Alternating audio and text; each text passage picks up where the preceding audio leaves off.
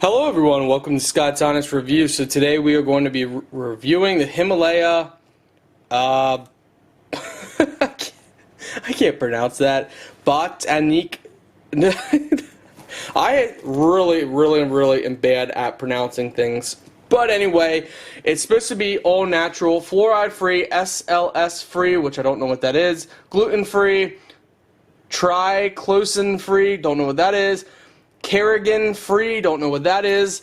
We got simply spearmint, simply peppermint, simply cinnamon, simply mint. So I think we're going to try the simply peppermint.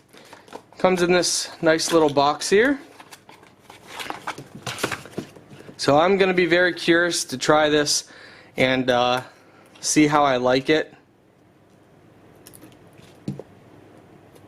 So, just looks like normal toothpaste. So, it smells good. We're going to try it out and see how I like it. By the way, there will be a link in the video description if you guys and girls are interested. Alright, stay tuned.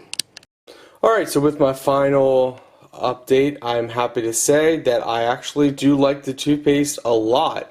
It doesn't leave my teeth feeling all grainy, if you understand what I mean by that.